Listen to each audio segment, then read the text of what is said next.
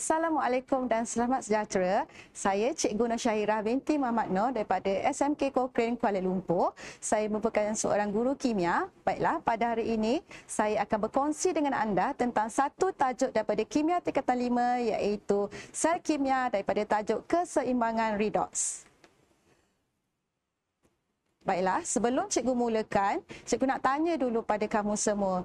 Pernahkah kamu terfikir bagaimana kentang ini boleh menyebabkan arus elektrik dan menyebabkan mentol itu menyala sedangkan tiada bekalan elektrik dibekalkan di situ seperti bateri?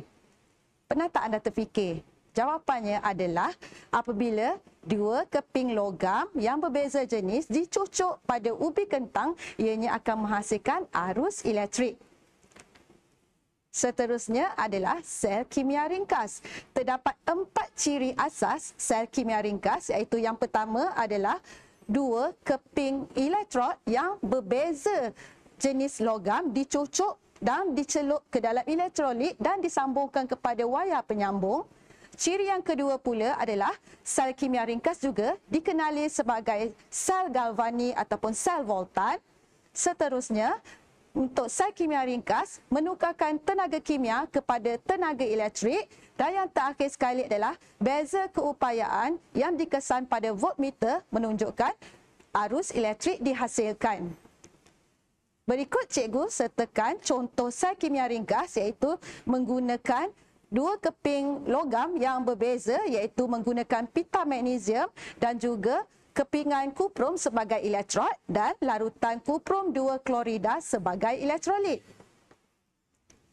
Dan di sini jika anda lihat saya sertakan senarai E0 bagi setiap logam, dan jika anda lihat di sini bagi magnesium E0 sel dia bernilai negatif dan untuk kuprum pula E0 bernilai positif. Jadi untuk menentukan di manakah kedudukan terminal negatif dan juga terminal negatif, ianya ditentukan melalui nilai E0 itu sendiri.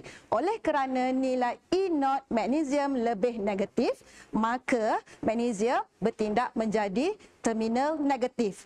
Dan disebabkan itu, atom magnesium akan membebaskan elektron untuk membentuk ion magnesium 2 positif, maka tindak balas yang berlaku pada terminal negatif ataupun anode adalah tindak balas pengoksidaan. Manakala untuk kuprum pula, disebabkan nilai E0 kuprum bernilai lebih positif, maka kuprum menjadi terminal positif. Dan di sini, ion kuprum akan menerima elektron untuk membentuk atom kuprum, maka tindak balas yang terlibat pada terminal positif iaitu katod adalah tindak balas penurunan. Seterusnya, cikgu sertakan di sini berkenaan dengan pengaliran elektron dan juga pengaliran arus. Untuk pengaliran elektron, elektron akan mengalir daripada terminal negatif iaitu anode kepada terminal positif iaitu katod. Manakala untuk pengaliran arus pula, pengaliran arus berlaku daripada terminal positif iaitu katod kepada terminal negatif iaitu anode. Dan anda perlu ingat bahawa apabila terminal negatif iaitu anode akan berlakunya tindak balas pengoksidaan, dan di terminal positif iaitu katod pula akan berlakunya tindak balas penurunan. Di sini cikgu sertakan satu tips mudah ingat iaitu anda ingat perkataan anodes dan juga red-cat, di mana anodes bermaksud di anode berlakunya tindak balas pengoksidaan dan red-cat pula bermaksud di katod berlakunya tindak balas penurunan. Jadi anda ingat anodes dan juga red-cat. Seterusnya adalah tindak balas redox dalam sel kimia. Sel Daniell ialah contoh sel kimia yang terdiri daripada pasangan elektrod zinc dan kuprum. Kedua-dua elektrod ini dicelup ke dalam larutan garam ion masing-masing, dan dua larutan garam tersebut dihubungkan dengan menggunakan titian garam atau diasingkan dengan pasu beliang, di mana fungsi untuk titian garam dan juga pasu beliang ini adalah untuk membenarkan pergerakan ion dan juga melengkapkan litar. Di sini, cikgu sertakan dua kaedah iaitu kaedah menyediakan sel Daniell. Untuk menyediakan sel Daniell, kita boleh menggunakan dua cara iaitu cara yang pertama iaitu menggunakan titian garam. Dalam kaedah ini menggunakan dua bika dan diasingkan dengan titian garam. Dan untuk kaedah yang kedua pula, kita hanya menggunakan satu bika sahaja dan kedua-dua larutan ion itu akan diasingkan dengan pasu beliang. Seterusnya adalah notasi sel. Notasi sel iaitu pada terminal negatif ditulis di sebelah kiri. Manakala untuk katod ataupun terminal positif ditulis di sebelah kanan. Dan dipisahkan oleh titian garam. Simbolnya adalah seperti yang berikut. Dan anda boleh lihat pada paparan skrin, elektrod pada terminal negatif dan setelah itu elektrolit dan dipisahkan oleh titian garam. Seterusnya elektrolit daripada terminal positif dan elektrod daripada terminal positif.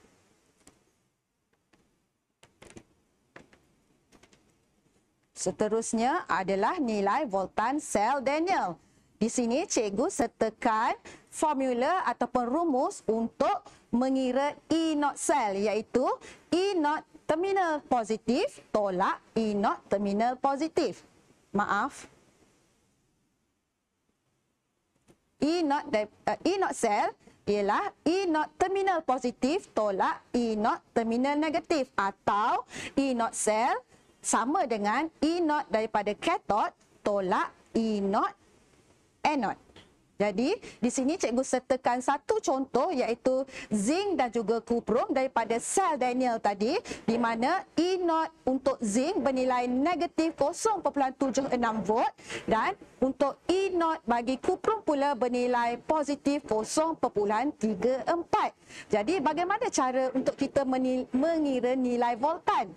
Jawapannya adalah nilai voltan dapat dikira menggunakan rumus yang diberikan iaitu E0 sel sama dengan E0 terminal positif. Sekarang ni terminal positif kita adalah kuprum dan tolak dengan E0 terminal negatif sekarang adalah zinc. Jadi jawapan yang paling tepat adalah anda perlu menulis simbol positif di depan dan jawapannya adalah positif 1.10 volt.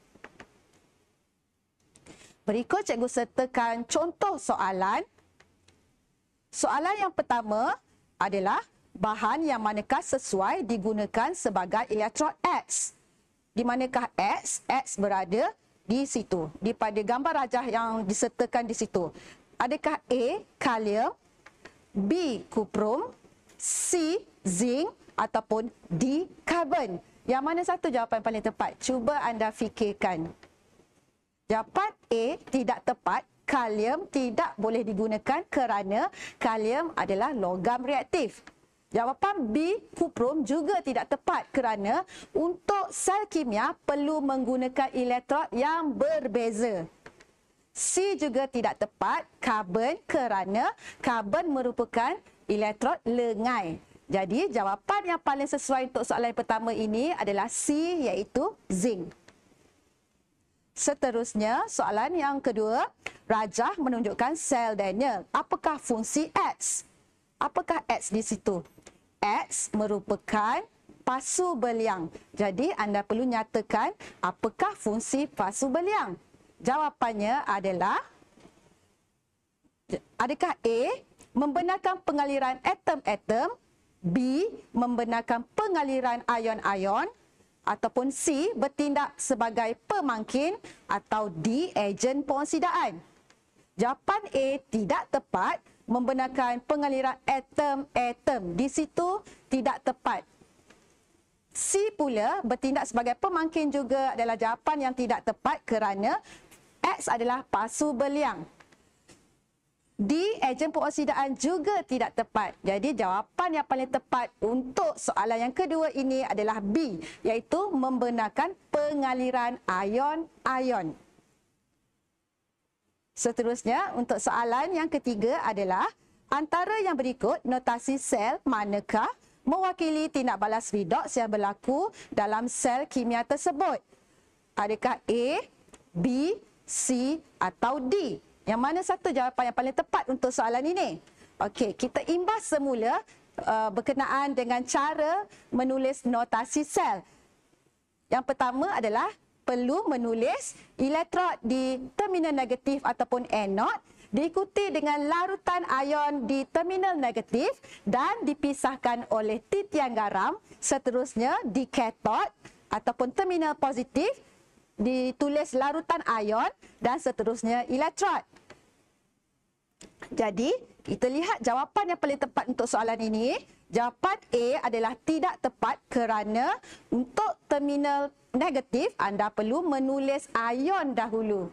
Maaf, ditulis elektrod dahulu. Seterusnya, untuk jawapan C juga adalah tidak tepat. D juga tidak tepat dan jawapan yang paling tepat untuk soalan ini adalah jawapan B, iaitu zinc, iaitu terminal negatif ditulis dan diikuti oleh ion zinc 2 positif dan dipisahkan oleh titian garam. Seterusnya anda perlu menyatakan ion daripada terminal positif iaitu Sn2 positif dan diikuti oleh elektrod stannum iaitu Sn. Soalan yang seterusnya, jadual menunjukkan nilai keupayaan elektrod piawai bagi sel setengah dalam suatu sel Daniell. Antara yang berikut, yang manakah ejen pengoksidaan yang paling kuat? Diberi seperti jadual, nilai E0 bagi magnesium adalah negatif 2.38 volt, manakala untuk E0 bagi argentum pula adalah positif 0.80. Jadi di sini anda perlu berhati-hati dengan soalan, iaitu kata kuncinya adalah yang manakah ejen pengoksidaan yang paling kuat. Jadi adakah jawapannya A, magnesium, ion magnesium, B, argentum, C, ion argentum ataupun D, kuprum? Baiklah, kita imbas semula perbincangan kita sebelum ini. Daripada atas hingga ke bawah, apabila menuruni siri keupayaan elektrod piawai, kekuatan sebagai ejen pengoksidaan meningkat, dan daripada bawah ke atas iaitu menaiki siri keupayaan elektrod piawai, kekuatan sebagai ejen penurunan meningkat. Jadi dalam soalan tadi, soalan membandingkan magnesium dan juga argentum, di mana magnesium bernilai negatif dan argentum pula bernilai positif. Jadi jawapan yang paling tepat adalah C, iaitu argentum ion. Kerana di sini soalan minta ejen pengoksidaan yang paling kuat. Jadi ion argentum merupakan ejen pengoksidaan yang paling kuat. Seterusnya, diberi nilai keupayaan elektrod piawai E0 bagi dua sel setengah adalah seperti di atas. Antara berikut yang manakah benar? 1. Elektrod zinc merupakan terminal negatif. 2. Atom zinc mengalami tindak balas penurunan. 3. Ion kuprum mengalami tindak balas pengoksidaan. 4. Bacaan voltan E0 bagi sel tersebut adalah positif 1.10 volt. A, 1 dan 3. B, 1, 2 dan 3. C, 1 dan 4. Ataupun D, 1 dan 2. Cuba anda fikirkan yang mana satu jawapan yang paling tepat untuk soalan ini. Okey, cikgu akan terangkan pengaliran arus pengaliran elektron. Kita tahu tadi, kita sudah bincangkan sebelum ini, pengaliran elektron adalah daripada terminal negatif kepada terminal positif. Dan di terminal negatif iaitu anode akan berlakunya tindak balas pengoksidaan, dan pada terminal positif iaitu katod pula berlakunya tindak balas penurunan. Jadi, 1 elektrod zinc merupakan terminal negatif adalah tepat kerana E0 bagi zinc adalah bernilai negatif. Untuk pernyataan yang kedua, ion zinc mengalami tindak balas penurunan adalah tidak tepat kerana ion zinc mengalami tindak balas pengoksidaan. Pernyataan yang ketiga juga tidak tepat kerana ion kuprum tidak mengalami tindak balas pengoksidaan, tetapi ion kuprum mengalami tindak balas penurunan. Dan untuk jawapan yang keempat pula, anda perlu mengira berdasarkan rumus yang telah dibincangkan sebelum ini, iaitu nilai E0 bagi terminal positif tolak E0 terminal negatif. Jadi, jawapan akhirnya adalah positif 1.10 volt. Jadi, pernyataan yang keempat adalah benar. Jadi, jawapan yang paling tepat untuk soalan ini adalah C, iaitu 1 dan 4. Seterusnya, rajah menunjukkan sel voltan ringkas menggunakan logam P dan juga logam Q sebagai elektrod. Nilai keupayaan piawai diberi adalah seperti berikut. Apakah nilai keupayaan elektrod piawai bagi Y? Adakah A negatif 4.63 volt, B positif 0.13 volt, C positif 4.63 volt ataupun D negatif 0.13 volt. Untuk soalan ini memerlukan anda membuat pemerhatian dengan cepat dan juga anda memerlukan keupayaan untuk menilai gambar rajah itu sendiri. Di sini telah dinyatakan nilai E0 sel dalam gambar rajah itu bernilai positif 2.32 volt. Jadi, untuk menjawab soalan ini juga anda perlu ingat pengaliran elektron adalah daripada terminal negatif kepada terminal positif. Dan dalam gambar rajah ini telah dinyatakan arah pengaliran elektron, iaitu daripada elektrod X kepada elektrod Y.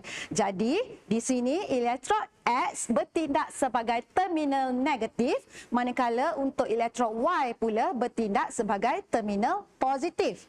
Jadi, cadangan langkah penyelesaiannya, yang pertama anda perlu ingat semula cara cara mengira voltan sel, iaitu E0 sel sama dengan E0 daripada terminal positif tolak E0 daripada terminal negatif.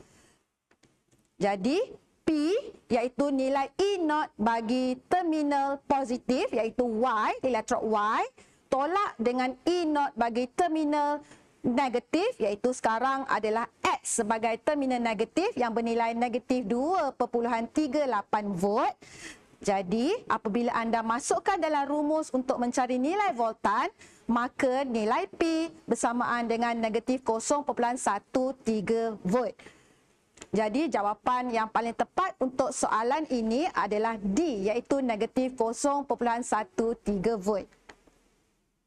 Seterusnya, cikgu akan berkongsi dengan anda tentang beberapa contoh soalan daripada kertas 2, iaitu pada bahagian A.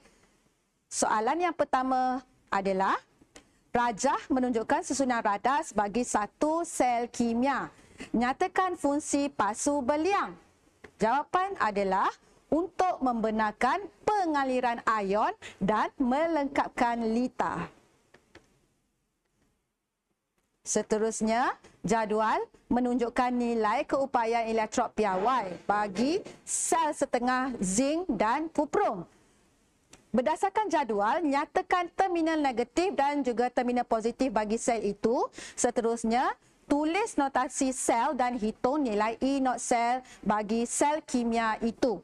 Dalam soalan ini, diminta untuk anda menyatakan beberapa perkara, iaitu yang pertama adalah anda perlu menyatakan terminal negatif. Seterusnya, anda juga perlu menyatakan terminal positif dan perlu menulis sel notasi bagi sel ini, dan akhir sekali anda perlu menghitung nilai E0 bagi sel kimia ini. Jadi, cadangan jawapannya adalah untuk terminal negatif, jawapannya adalah zinc kerana E0 zinc bernilai negatif. Untuk terminal positif pula adalah kuprum kerana nilai E0 bagi kuprum adalah positif. Dan seterusnya untuk menulis notasi sel adalah zinc elektrod diikuti dengan larutan ion bagi zinc dan dipisahkan oleh titian garam. Seterusnya, ion kuprum daripada larutan ion dan dipisahkan oleh elektrod kuprum. Dan untuk mengira nilai E0 sel adalah seperti yang berikut, iaitu positif 0.34 volt tolak negatif 0.76 volt, dan jawapan yang paling tepat untuk mengira nilai E0 sel adalah positif 1.10 volt.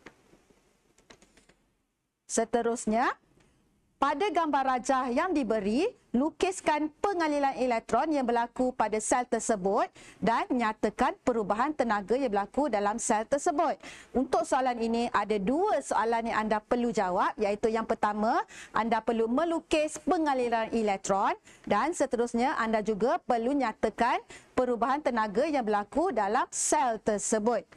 Jadi, cadangan jawapannya adalah seperti berikut, iaitu pengaliran elektron adalah daripada elektrod zinc kepada elektrod kuprum, manakala perubahan tenaga yang berlaku adalah tenaga kimia kepada tenaga elektrik. Seterusnya, Ahmad ingin meningkatkan nilai arus yang dihasilkan pada sel tersebut. Apakah yang perlu Ahmad lakukan? Nilai E0 bagi beberapa sel setengah adalah seperti yang berikut, dan terangkan bagaimana anda dapat membantu Ahmad dan memberikan sebab. Daripada soalan yang sebelum ini, telah dinyatakan elektrod zinc dan juga kuprum sebagai elektrod, di mana zinc bertindak sebagai terminal negatif, manakala kuprum pula bertindak sebagai terminal positif. Jadi, anda perlu membandingkan kedua-dua elektrod, iaitu elektrod zinc dan juga elektrod kuprum. Jadi soalan ini meminta anda menilai bagaimana untuk membantu Ahmad untuk mengatasi masalah yang Ahmad lalui. Jadi, jika anda lihat di sini, nilai E0 bagi magnesium adalah lebih negatif berbanding dengan nilai E0 untuk zinc, iaitu bagi magnesium adalah bernilai negatif 2.38, dan untuk zinc pula adalah negatif 0.76 volt. Jadi, untuk magnesium, nilai E0-nya adalah lebih negatif. Jadi, untuk menyelesaikan masalah Ahmad, anda perlu menggantikan elektrod zinc kepada magnesium kerana nilai keupayaan elektrod piawai magnesium adalah lebih negatif. Jadi, pasangan logam dengan perbezaan nilai keupayaan elektrod piawai yang lebih besar akan menghasilkan nilai voltan yang lebih besar. Baiklah, itu sahaja perkongsian cikgu pada hari ini. Cikgu ucapkan terima kasih kepada anda semua penonton dan selamat tinggal. Jumpa lagi.